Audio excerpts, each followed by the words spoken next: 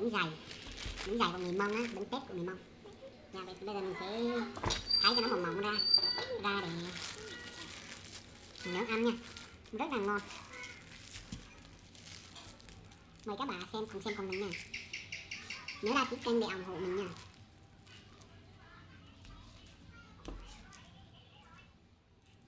Đây, mình sẽ báo ra từ từ.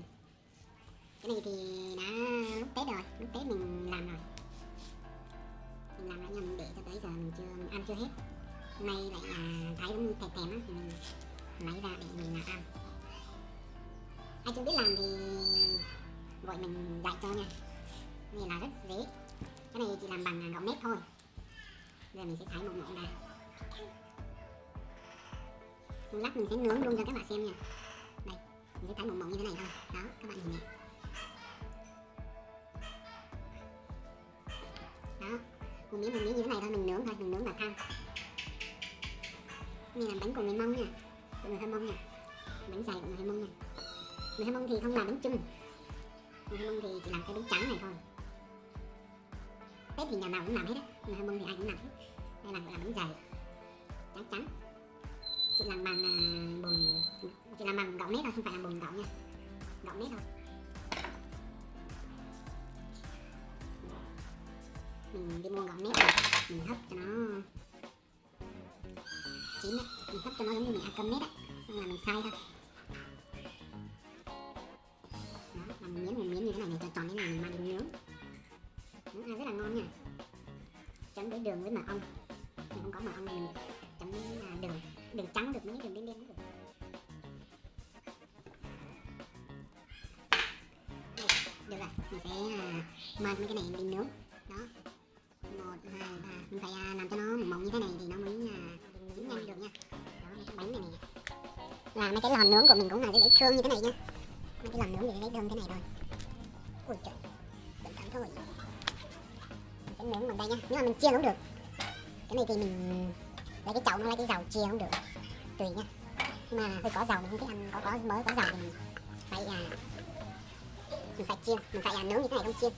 Đây mình chiên cũng ngon lắm nha. Đây là nước đường chấm á, mình không có mật ong nữa, mình chấm với đường trắng thôi. Cái nào cũng kệ, ai không thích chấm được. Cái này thì mình muốn chấm với tương ớt cũng được. Một lát mình sẽ chấm với tương ớt cho các anh chị em xem nha, cho các anh em chị em cùng xem nha. Cũng là sắp chín rồi, một lát nữa là chín rồi.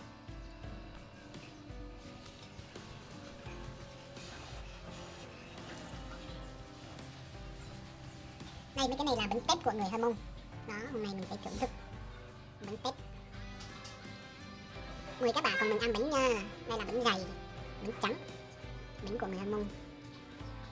Đây Tết thì ai cũng làm mấy cái bánh này nha, không một nhà nào mà không làm.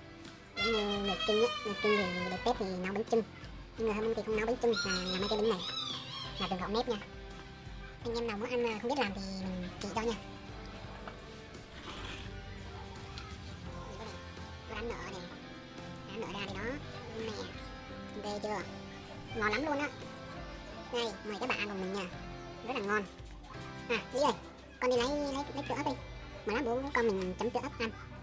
Rồi, mình sẽ đi lấy tương ớt, mình không thích ăn ngon á, mình sẽ ăn mặn mặn giống như tương ớt hay là cái gì đó. Đâu rồi. Mình sẽ lấy tương ớt cay. Chấm với tương ớt cũng ngon lắm nha các bạn. Đó, nhìn đây nè, đó, tương ớt đó, đó. Sao thế? Hả? Đây, tương ớt bỏ vào đây. Đó, nó phủ lên rồi.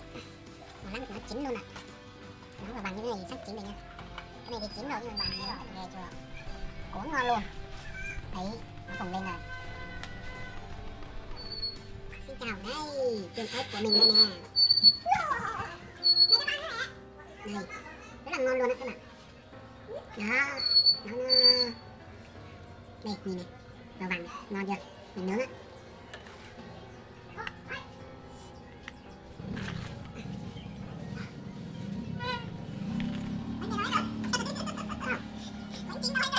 Đây, mình sẽ chấm với tương ớt siêu cay mà rất ngon. Đây, mời các bạn nào. Đây, nhìn đây này, khi mình nướng chín là nó rất dịu nha, nó dịu lắm như thế này. Đó, rất là ngon luôn. Rất là ngon nhé. Đây, đây nữa. Đây, đây, ngon lắm. Ui, có cái bụng.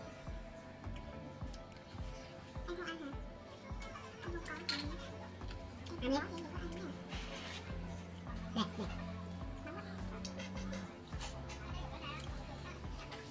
Đây, rất là ngon. Nhìn lên nè. Đây là cái phần ba bốn cái.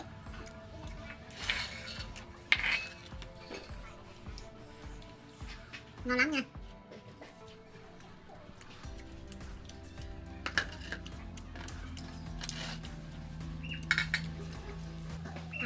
Rất là dịu. Đúng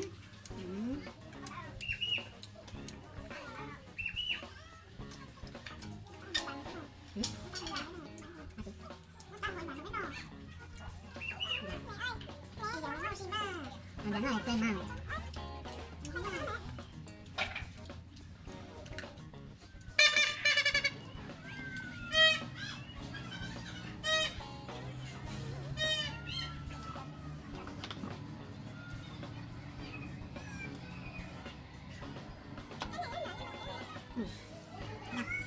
Thật ra đó, nó giờ nó mời các bạn ăn bánh.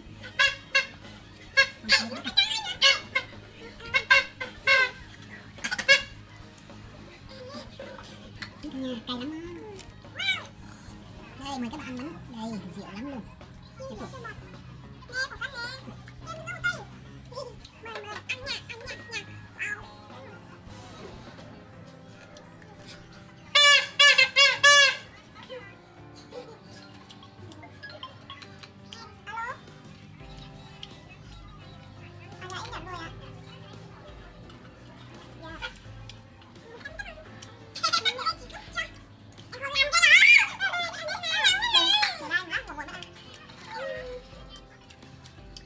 Ngon lắm.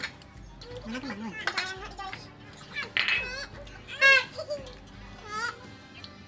Cái này thì mình nướng được ăn nè. Ăn nó nóng này nè. Ngoài thì nó lại cứng. Ăn ngon lắm.